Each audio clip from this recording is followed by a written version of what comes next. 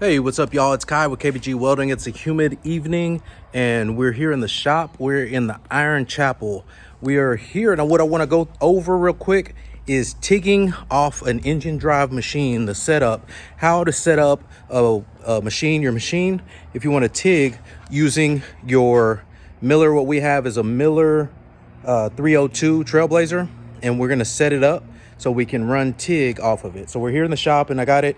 But I just want to set it up and run it, right? I need to do a little TIG project, a little quick operation. But while I'm here, let's check it out.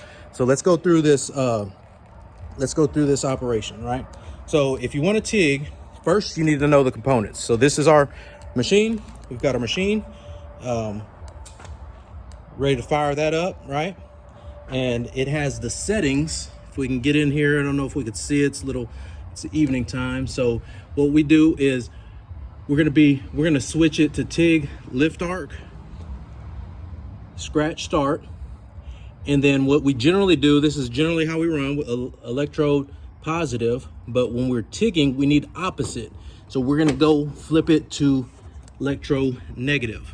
So be sure you do that.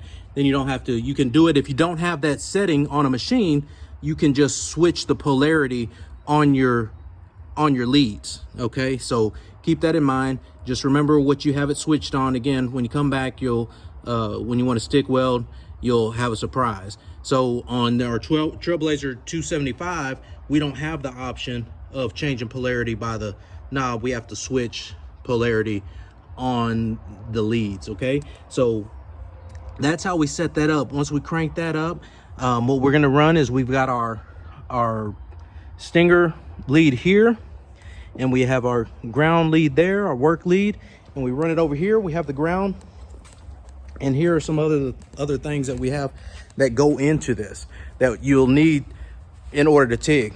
One is you'll need TIG torch. So we have a TIG torch here, Profax, I believe,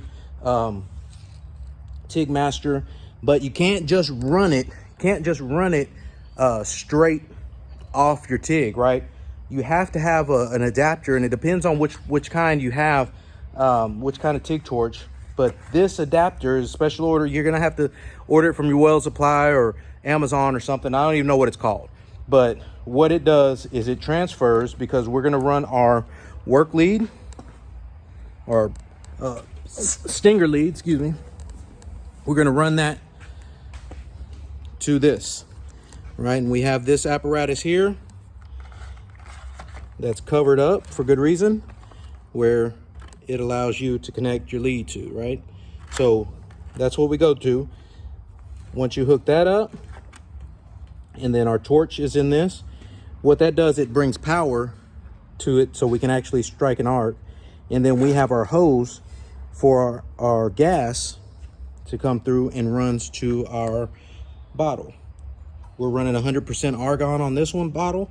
We've got a regulator here, so we'll open that up, and then here's our TIG torch, thumb controlled finger nozzle there, and that's how we roll. We got this plastic bottle so we don't ground out. You want to cover your make sure that doesn't ground you out while you're welding, so you can cover that up with again, we have a bottle there. You can use whatever you want that's not conductive, right? So we have that, and then what we'll do, so that's the setup, hooking the regulator up, and that's basically it.